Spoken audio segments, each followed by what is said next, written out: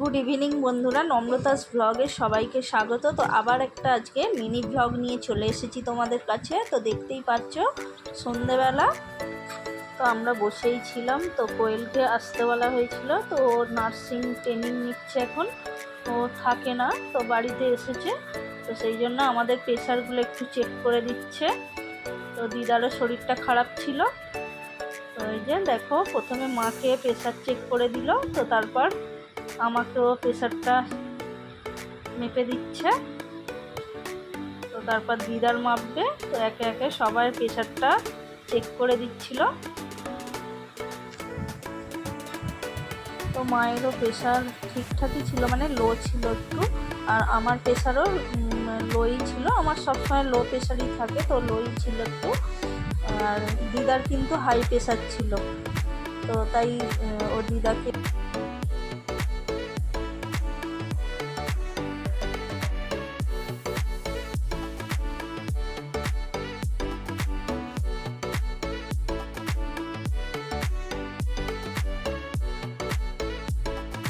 এইভাবেই ও একটা চার্ট বানিয়ে দিয়েছিল। দেখো বন্ধুরা, বাড়িতে একটা এরকম নার্স থাকা কত ভালো।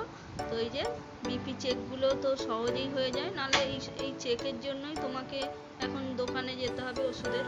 তো এই যে বাড়িতেই চেক আপ করে দিচ্ছে। তো হস্টেলে থাকে, এখন এসেছে বলে যখনই আসে এগুলো আমাদের করে দেয়, খুব সুবিধা হয়।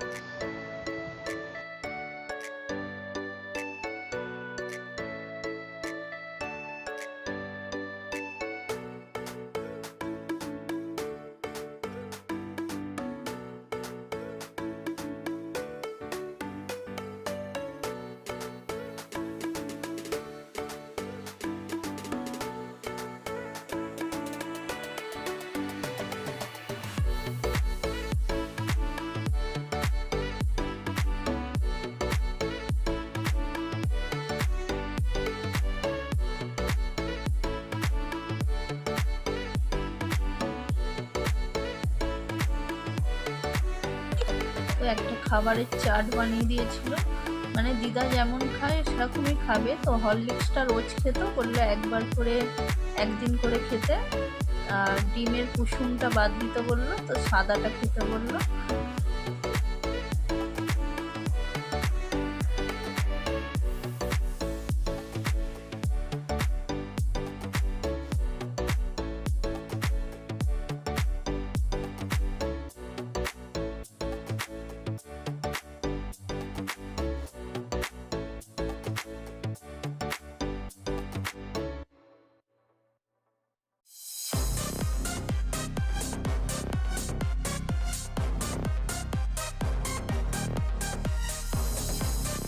তো এবার বাপিরও করে দিচ্ছে। তো বাপিরও প্রেশার ঠিকঠাকই ছিল, মানে লোয়ের দিকেই ছিল।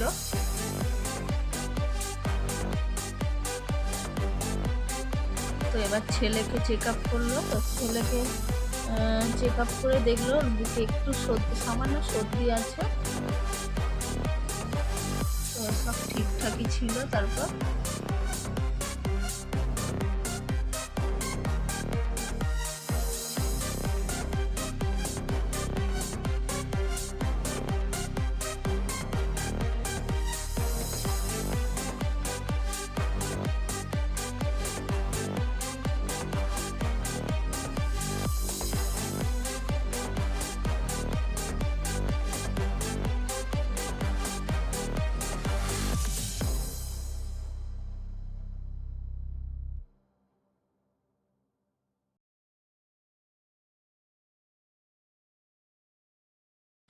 তো দেখো চেক আপ করার পরেই চলে এসেছে ফুচকা।